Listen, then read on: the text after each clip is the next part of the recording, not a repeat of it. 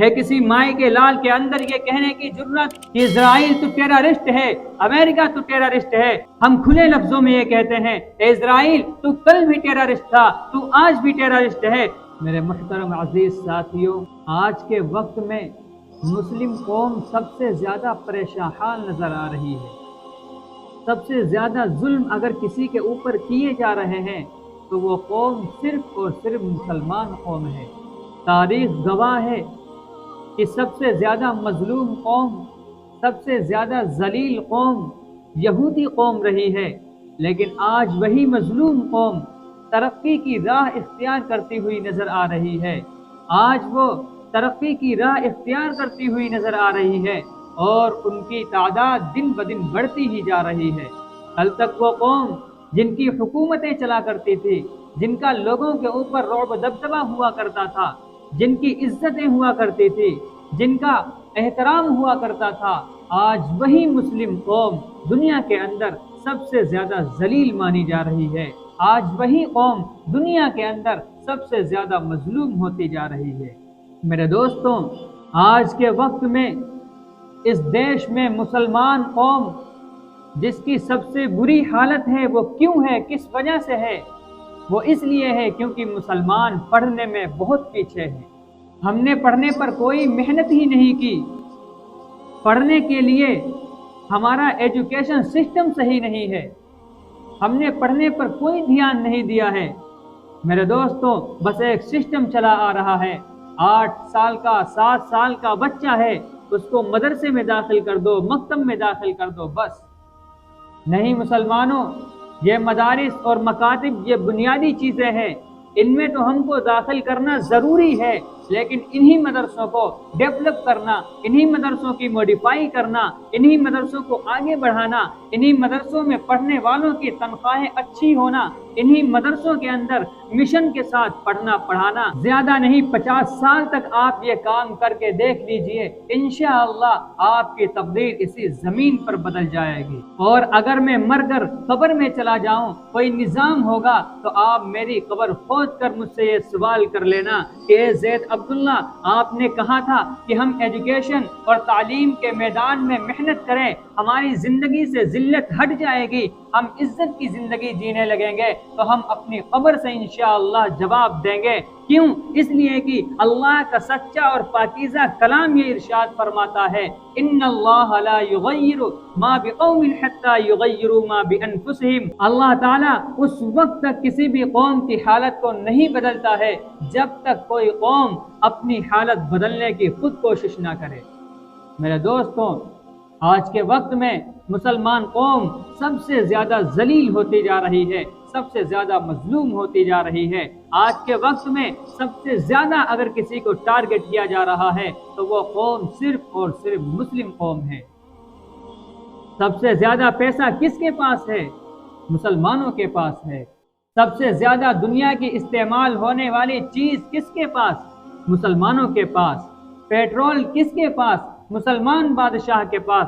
Diesel کے کان کس کے پاس؟ مسلمان بادشاہ کے پاس۔ مٹی کے تیل کا کان کس کے پاس؟ مسلمانوں کے پاس۔ سونے چاندی کے کان کس کے پاس؟ مسلمان بادشاہوں کے پاس۔ ان تمام چیزوں پر قابض ہونے کے باوجود آج یہ یہودیوں کے تلوے چاٹ رہے ہیں، آج یہ یہودیوں کی غلامی کرتے ہوئے نظر آ رہے ہیں۔ کیوں؟ کس بنیاد کی بنا پر؟ صرف اور صرف جہالت کی بنیاد پر۔ میرے دوستوں، آج یہ بڑی بڑی بلڈنگیں تو بنا لیتے ہیں جناب، لیکن اپنے بچوں کی تعلیم کے لیے، ایجوکیشن میں، تعلیم میں اپنے بچوں کی تقدیر بدلنے کے لیے مراکز، تعلیمی مراکز قائم نہیں کر سکتے ہیں۔ آکسفورڈ یونیورسٹی کس نے قائم کی؟ انگریز یہودی نے۔ کیمبرج یونیورسٹی کس نے قائم کی؟ انگریز یہودی نے۔ ہارورڈ یونیورسٹی کس نے قائم کی؟ انگریز یہودی نے۔ اس مسلم قوم نے کیا کیا ہے؟ برج خلیفہ بنایا ہے۔ برج خلیفے سے تقدیر بدلتی ہے۔ ہائر ایجوکیشن، ہائر اسٹڈیز حاصل کرنے کے لیے کہاں جائیں گے؟ کیمبرج جائیں گے، آکسفورڈ جائیں گے۔ کیوں جناب؟ قطر کیوں نہیں جائیں گے؟ دبئی کیوں نہیں جائیں گے؟ عرب کنٹریز میں کیوں نہیں؟ ارے عرب کنٹریز میں ان کی دفاع کے لیے پروفیشنل افواج بھی ان کے پاس نہیں ہے۔ جب سے اس دنیا سے سید شاہ فیصل رحمت اللہ علیہ گئے ہیں، عرب کنٹریز پر سوال آ چکے ہیں۔ اگر آج کے وقت میں عرب ملک صرف تیل کی سپلائی اسرائیل کے لیے بند کر دے، آج یہ اسرائیل ہاتھ جوڑ کر معافی مانگے گا۔ 1968 میں سید شاہ فیصل رحمۃ اللہ علیہ نے کیا تھا، جب اسرائیل نے ناجائز قبضہ کرنے کی کوشش کی تھی فلسطین کی دھرتی پر۔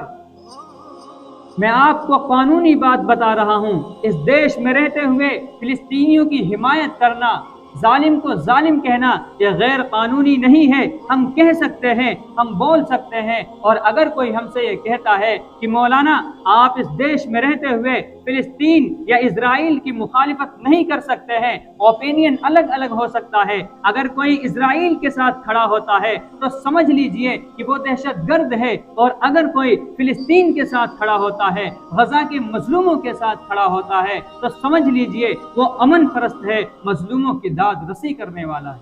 میرے محترم عزیز ساتھیوں، اگر آج صرف تیل کی سپلائی، سیال تیل کی سپلائی عرب ملک اسرائیل اور امریکہ کے لیے بند کر دے تو آج یہ گھٹنوں کے بل معافی مانگیں گے، سجدہ کریں گے، اور کیا ہے تاریخ گواہ ہے۔ 1967 اور 68 میں جب جنگ ہوئی تھی، غزہ کے اوپر توپ اور بموں کی بارش کی تھی اسی اسرائیل نے، تو عرب ملک نے صرف پیٹرول بند کر دیا تھا، 3 دن کے اندر ان کا دماغ ٹھکانے لگ گیا تھا۔ ان ملعون غیر المغضوب علیہم ضربت علیہم الذلۃ والمسکنہ، یہ باطل لعنہ اللہ علیہم الف الف مرات، اس قوم نے امریکہ کو آگے کیا تھا، کہا تھا سر جائیے اور عرب سے کہہ دیجئے ہمیں معاف کر دے، ہمارے لیے پیٹرول نہ بند کرے ورنہ ہماری گاڑیوں کی رفتار بند ہو جائے گی۔ آج بھی کر سکتے ہیں نا یہ عیاشی کرنے والے عرب ملک کے حکمرانوں؟ کیوں غزہ کا بارڈر نہیں کھولا جاتا ہے؟ 3 طرف سے بارڈر سیل کر دیا گیا ہے۔ یہ بستی تقریباً 40 کلومیٹر لمبا اور 12 کلومیٹر چوڑا چاروں طرف سے بند کر دیا گیا ہے۔ ایک طرف پانی ہے اور 2 طرف اسرائیل کا بارڈر ہے، اور ایک طرف کا بارڈر مصر سے ملتا ہے۔